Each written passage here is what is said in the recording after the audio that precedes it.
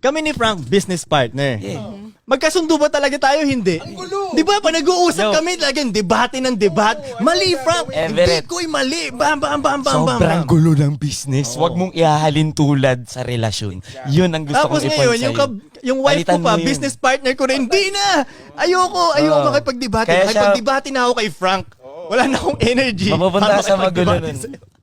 Yun lang ang maaano ko sa'yo. Pag ganun mo siya tingnan. Kasi talaga magulo eh. Mas maganda na employee ka dun sa relationship mo. Kasi ikaw yung babae. But employees are dispensable. Kaya totoo naman. Totoo naman eh. Which totoo Dispensable rin. din kayo eh. Totoo rin. Diba? Which totoo rin. Totoo Like naman sa relationship, relationship. ganun din. Kumbaga, dun mo nga malalaman na mahal ka talaga ng lalaki. Na indispensable ka sa kanya pero hindi ka naman niya tinatanggal sa buhay niya.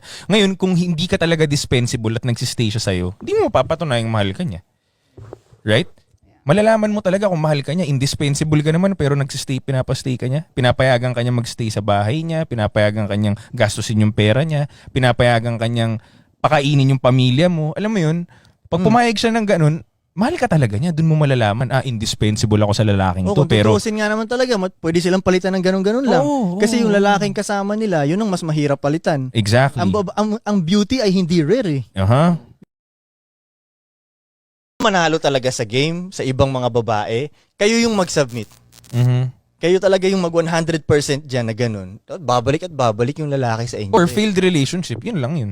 Kaya nga sinasabi ko kanina na yung cheating ng lalaki, hindi mo naman na talaga maaalis yan sa population eh, di ba? So ngayon, ano pwede nating baguhin para hindi masira yung mga families? Yung reaction ng wife. Oh, shit. Frank, alam mo, ang galing-galing mo talaga. Di ba, tol? Tama. Ano ba nakakasira? Di ba yung hiwalayan? Hindi naman yung binembang ni daddy yung ibang babae o nakabuntis siya ng iba. Since Hindi day naman one, eh. Oh. mula nung nagkaroon ng sunlight sa earth, hindi naman talagang nagbago yung lalaki. Oo, no? Na ganun.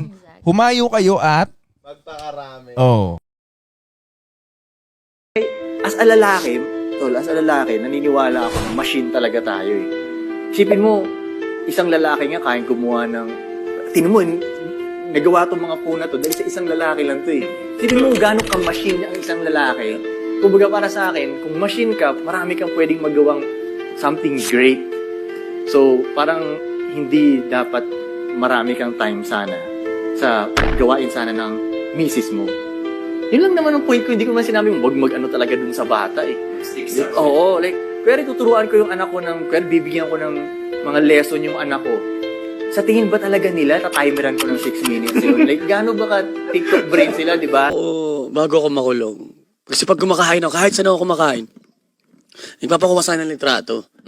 So, ngayon, kasi ang ginagawa ko pag kumakain ako, lagi kong, gawain ko yan. Habang kumakain ako, nagdadasal ako, kinakausap ko Panginoon lagi yan.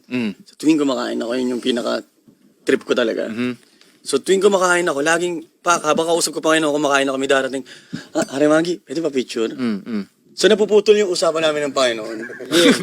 Kasi ganito kasi pag yung mga tricep na ay naku, hindi na natin magawa yan. Abot din tayo bukas. Oo, hindi na hanggang bukas, ayoko na. Mas parang isang linggo pa lang pinapractice. Oo.